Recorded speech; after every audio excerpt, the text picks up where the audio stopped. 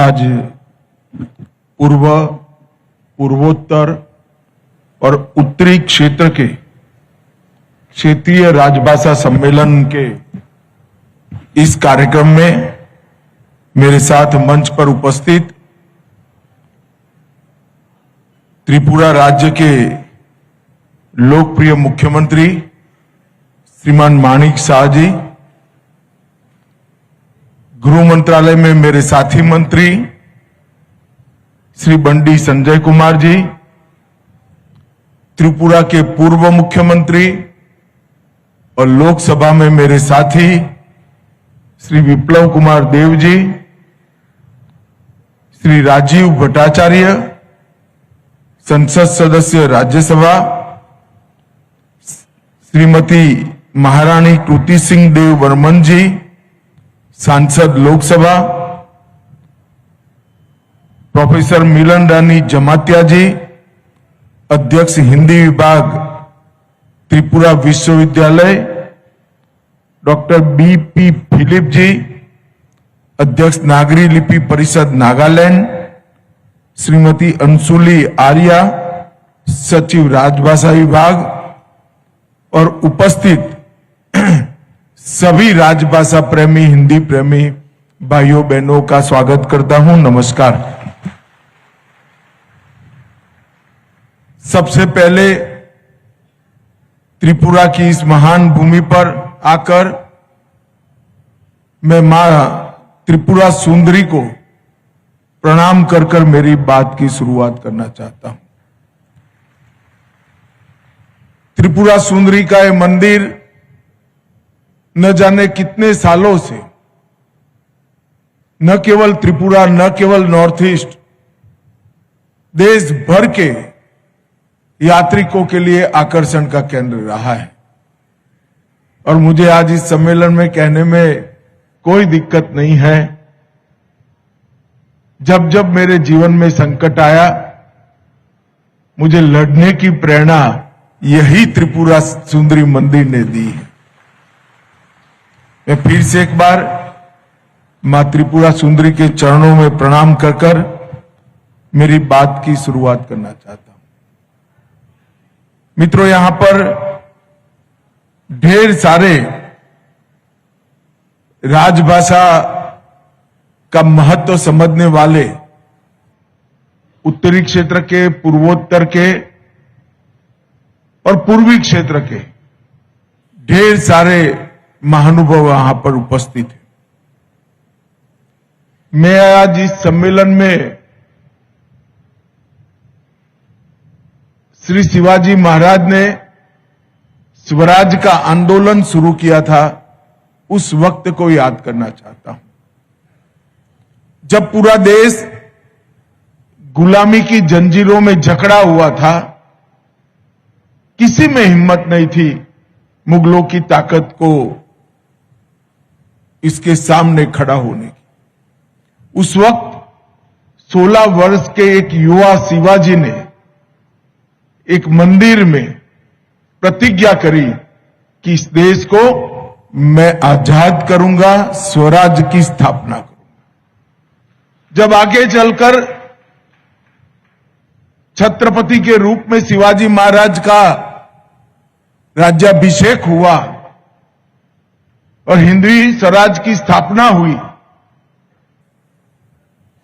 तब कई जगह पे उल्लेखित है शिवाजी महाराज और गाग भट्ट का संवाद कि स्वराज का मतलब क्या है। स्वराज का मतलब सिर्फ शासन नहीं है। स्वराज का मतलब होता है स्वभाषा, स्वराज और स्वधर्म, ये तीनों मिलकर स्वराज होता है। और आज हमारे संविधान निर्माताओं ने शायद यहीं से प्रेरणा लेकर हिंदी को देश की राजभाषा बनाने का निर्णय किया होगा, जो आज हमें स्व की ओर वापिस ले जाने की एक बहुत बड़ी आंदोलन बनकर हमारे सामने हिंदी उभरी है। मित्रों, कई सालों तक हिंदी के लिए अपप्रचार किया गया।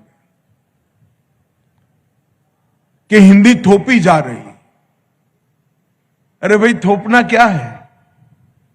हिंदी और स्थानीय भाषाओं के बीच में कभी झगड़ा हो ही नहीं सकता, क्योंकि वो तो एक ही मां की दो बहनें हैं जो एक साथ पनपी, बढ़ी और आगे बढ़ी।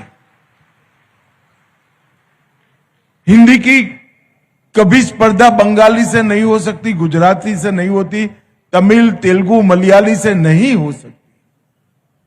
ही है हिंदी। और जब हिंदी को बढ़ावा मिलता है तो अपने आप ये सारी भाषाएं मजबूत होती है, सारी भाषाओं को ताकत मिलती है। मगर मुझे आनंद है कि ये 10 साल में ये अपप्रचार ने बिल्कुल अपना स्थान देश में खो लिया है। और नरेंद्र मोदी जी के नेतृत्व में पूरा देश स्वभाषा सीखकर, स्वभाषा अपनाकर आगे बढ़ने का संकल्प लेकर आज मजबूती के साथ खड़ा है। यह भी अपप्रचार हुआ कि अपनी भाषाओं का बढ़ावा देंगे तो हम विकास से दूर हो जाएंगे, अनुसंधान से दूर हो जाएंगे, विश्व में अलग थलग पड़ जाएंगे। जो ये लोग कहते हैं उनको मैं पूछना चाहता हूं, जर्मनी हो या जापान, कोरिया हो या फ्रांस, रसिया हो या चीन, इस सभी भाषाओं में पढ़ाई लिखाई से लेकर रोजिंदे व्यवहार तक और अनुसंधान तक सारा ज्ञान अपनी अपनी भाषा में ही समाहित किया और अपनी भाषा में अपने देश को चलाया। और ये सारे देश विश्व के विकसित देशों की गिनती में। कोई भी देश की अपनी भाषा उसको विकास से महरूम नहीं रख सकते, विकास से दूर नहीं ले जा सकती। जो भी देश अपनी भाषा में अपना व्यवहार करता है उसका विकास अधिक होता है, क्योंकि किसी भी बच्चे को अगर कोई भी चीज सरलता से समझानी है तो वो सरलता से समझाने का माध्यम उसकी मां की भाषा ही हो सकती है और कोई भाषा नहीं हो सकती। आप भी जब किसी और भाषा बोलते होंगे, अगर आप बंगाली बोलते हैं तो पहले आपका दिमाग बंगाली में अनुवाद करेगा, फिर इसका जवाब बंगाली में तैयार करेगा और फिर अन्य भाषा में भाषांतरित कर कर वो बोलेगा। अगर ये बात बच्चे को करनी पड़ती है तो इसकी सीखने की क्षमता 1/3 हो जाती है। इसीलिए भारत सरकार ने तय किया है कि बच्चों की प्राथमिक शिक्षा अपनी भाषा में होगी, अपनी भाषा में ही बच्चे प्राथमिक शिक्षा पूरी करेंगे। आज अच्छा हुआ अंशुली जी ने डॉक्टर बीपी फिलिप को यहां पर बुलाया है। उन्होंने नागरी लिपि के महत्व को बहुत सुंदर तरीके से समझाया। विनोबा भावे जी ने अपना पूरा जीवन नागरी लिपि के प्रचार प्रसार में खर्च किया था।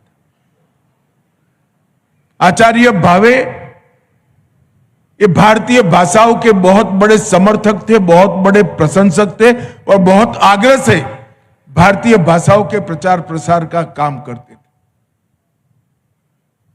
उन्होंने 2 कदम आगे जाकर सोचा कि इस देश में कई भाषाएं तो हैं जिनकी लिपि है, मगर कई सारी बोलियां भी है जिसकी लिपि नहीं है। तो ये बोलियों को भी संभालना चाहिए, बोलियों को भी संग्रहित करना चाहिए। अगर ये बोलियों को संग्रहित करना है तो सारी बोलियों की एक लिपि बनानी पड़ेगी और वहीं से नागरी लिपि की संकल्पना आई है। और मैं आज मोदी जी एआई का बहुत बड़ा सम्मेलन कर रहे हैं प्राकृतिक मेगा का। इसमें दुनिया भर के विद्वान आए हैं। डॉक्टर बीपी फिलिप ने कहा, वो बात सही है कि नागरी लिपि कंप्यूटर फ्रेंडली लिपि है और सबसे ज्यादा वैज्ञानिक लिपि नागरी लिपि।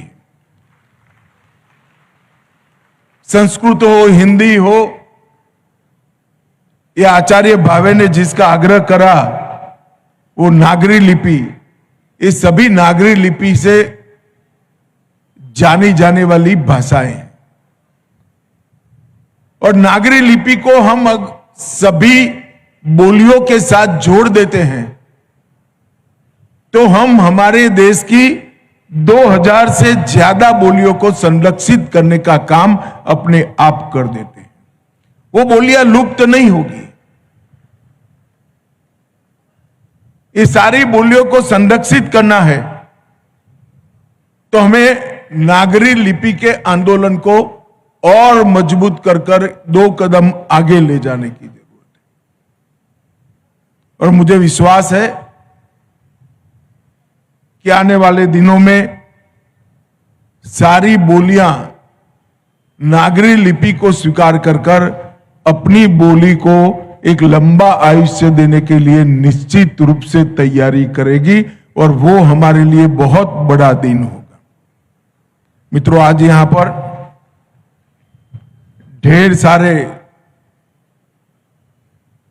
पुस्तकों का प्रकाशन किया गया और सबसे बड़ी बात है, दृष्टिबाधितों को एआई संचालित चश्मे का वितरण किया गया। ये जो चश्मा दिया गया है वो हिंदी और बांग्ला में उनको सरलता से चश्मे के माध्यम से सब चीजें समझाएगा। ये चश्मा वॉइस बेस्ड कंट्रोल्ड, पर्यावरण वर्णन, टेक्स्ट रीडिंग और बहुभाषी अनुवाद का समर्थन करने वाला एक इंस्ट्रूमेंट है जो हमारे दृष्टिबाधित लोगों को, जिनको देखने की क्षमता कोई न कोई कारण से ईश्वर ने नहीं दी है, उनको पढ़ने का और विश्व को देखने की, समझने की एक बहुत बड़ी ताकत देगा। मित्रों, आज हम त्रिपुरा में बैठे हैं। त्रिपुरा अष्टलक्ष्मी समूह हमारे नॉर्थ ईस्ट के राज्यों का एक राज्य है। 2014 के पहले पूरे नॉर्थ ईस्ट में अनेक हथियारी समूह हुआ करते थे।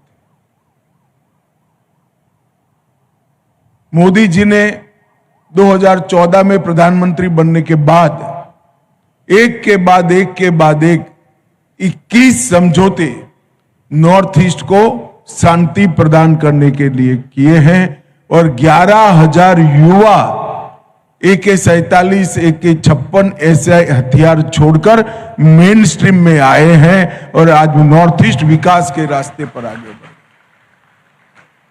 पूरे नॉर्थ ईस्ट में एक जमाने में बंद, ब्लॉकेड, गोलियों की आवाज, बम के धमाके ये सुनाई पड़ते थे। आज यहां टूरिज्म बढ़ा है। आज पूरे उत्तर भारत की राजभाषा का सम्मेलन भी यहां हो रहा है और इन्वेस्टमेंट भी बहुत बड़ा नॉर्थ ईस्ट के अंदर आ रहा है। मैं मानता हूं कि इस 10 साल में 21 समझौते के माध्यम से नरेंद्र मोदी जी ने नॉर्थ ईस्ट को विवाद की जगह विकास की भूमि बनाने में एक बहुत बड़ी भूमिका करी।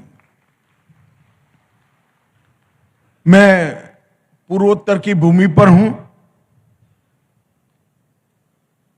कई लोगों ने मुझे पूछा था कि भाई राजभाषा का सम्मेलन त्रिपुरा में क्यों करना है, नॉर्थ ईस्ट में क्यों करना है।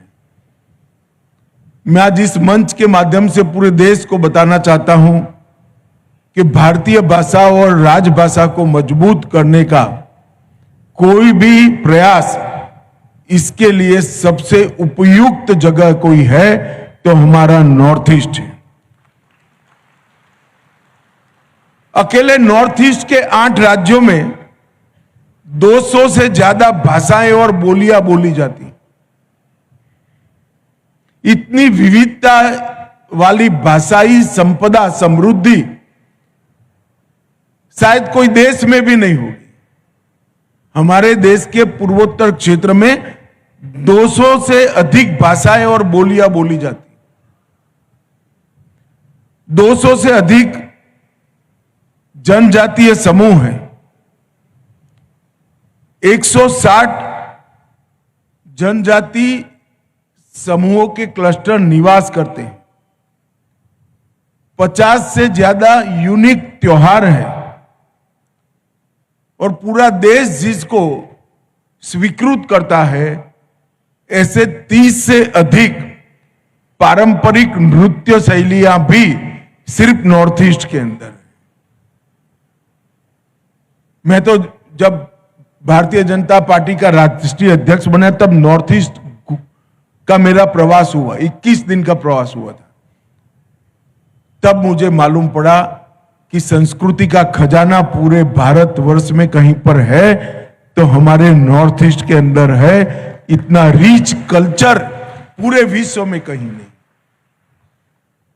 और जब भाषाओं को संरक्षण की और भाषाओं को संवर्धन की बात होती है, तब जहां रिच संस्कृति होती है वहीं समृद्ध भाषाएं होती। समृद्ध भाषाओं के बिना समृद्ध संस्कृति बन ही नहीं सकती। त्रिपुरा का भी उदाहरण देखिए। बांग्ला, कोकोबोरोक और हिंदी, तीनों भाषाएं यहां बहुत अच्छे तरीके से बोली जाती हैं। अगर भाषाओं के नाम पर विखवाद करने वालों को भाषाओं का सह अस्तित्व समझना है तो उनको त्रिपुरा में आना चाहिए। त्रिपुरा में भाषा के कारण कभी विखवाद या विवाद नहीं हुआ। तीनों भाषाएं समांतर रूप से एक साथ पली बढ़ी, आगे भी बढ़ी और मुझे विश्वास है कि और आगे बढ़ी। राजभाषा सिर्फ संवाद की भाषा नहीं होनी चाहिए। नीति निर्माण मतलब पॉलिसी मेकिंग, राष्ट्र निर्माण, नेशन बिल्डिंग, ये दोनों में सबसे ज्यादा कोई योगदान दे सकता है तो राजभाषा और हमारी स्थानीय भाषाएं दे सकता है। और हम नॉर्थ ईस्ट के कई महानुभावों को जानते हैं जिन्होंने देश और दुनिया में हिंदी के माध्यम से नॉर्थ ईस्ट का नाम रोशन किया, अपना खुद का नाम। डॉक्टर भूपेन हजारिका जी, महान संगीतकार, त्रिपुरा के ही सुपुत्र एस.डी. बर्मन जी, आर.डी. बर्मन जी, सिक्किम के डैनी डेंगजिप्पा, मेघालय में पैदा हुए जुबिन गर्ग, कई सारे लोगों ने हिंदी के माध्यम से नॉर्थ ईस्ट से निकलकर हिंदी के माध्यम से पूरे देश और दुनिया में प्रसिद्धि प्राप्त की। उनके लिए हिंदी देश में जाने का एक मंच बना, राजभाषा देश भर में पहुंचने का एक माध्यम बनी। और यही बात हर राज्य को लागू होती है। अभी ये मुख्यमंत्री साहब हमारे एमओएस बंडी जी को अभिनंदन देते थे कि बंडी जी तेलुगु है और राजभाषा सम्मेलन में हिंदी बोले। डॉक्टर साहब आप भी बांग्ला हो, त्रिपुरा के हो, मगर बहुत अच्छी हिंदी बोलते हो। और मैं भी गुजरात से आया हूं। गुजरात हिंदी भाषी राज्य नहीं है, मगर मैं मेरे जीवन की कल्पना ही नहीं कर सकता अगर मुझे राजभाषा आती न होती तो मैं देश के लोगों से संवाद कैसे करता। आज मैं महाराष्ट्र जाता हूं, पंजाब जाता हूं, बंगाल जाता हूं, त्रिपुरा जाता हूं, आसाम जाता हूं, देश भर में घूमता हूं, मुझे देश को लोगों के साथ बातचीत करने में कोई तकलीफ कहीं नहीं आती है। इसका कारण मुझे बचपन में राजभाषा पढ़ाई गई है और मैं राजभाषा पढ़ा हूं। मैं आज इस मंच से कई सारे ऐसे लोगों के नाम भी बोलना चाहता हूं जिन्होंने अपने जीवन में राजभाषा के प्रचार प्रसार और संरक्षण के लिए बहुत काम किया, मगर वो हिंदी भाषी क्षेत्र से नहीं थे। महात्मा गांधी, सरदार वल्लभ भाई पटेल दोनों गुजराती थे। आचार्य केशव चंद्र सेन, राजा राम मोहन राय, रविंद्रनाथ टैगोर और सुभाष चंद्र बोस बांग्ला थे। लोकमान्य तिलक, आचार्य विनोबा भावे, डॉक्टर भीमराव अंबेडकर, ये सभी मराठी थे। लाला लजपत राय पंजाबी थे। राजगोपालाचारी और सुब्रमण्यम भारती ये दोनों तमिल थे। परंतु ये सारे महानुभावों ने राजभाषा को देश की संपर्क भाषा के रूप में न केवल प्रचारित किया, इसका आग्रह भी किया, क्योंकि वो समझते थे कि इस देश को अगर आगे बढ़ाना है तो हमें राजभाषा को बहुत आगे ले जाना पड़ेगा। मित्रों, आज मोदी जी के नेतृत्व में राजभाषा विभाग ने बहुभाषी अनुवाद सारथी, स्मृति आधारित अनुवाद प्रणाली कंठस्थ, हिंदी शब्द सिंधु, मैं हिंदी शब्द सिंधु पर कुछ जरूर कहना चाहता हूं। हिंदी शब्द सिंधु एक शब्दकोश बनाया गया है और हमने हिंदी भाषा को परिपूर्ण करने के लिए भारत की अलग अलग भाषाओं से 84,000 शब्दों को हिंदी शब्द सिंधु में हिंदी के शब्द के रूप में स्वीकार किया है और राजभाषा हिंदी को सभी भाषाओं के शब्दों से समृद्ध करने का काम किया है। हमने 13 खंड अब तक हिंदी के विकास के लिए राष्ट्रपति महोदय को समर्पित किए हैं और जमातिया जी ने यहां पर भावना व्यक्त करी कि सभी लोग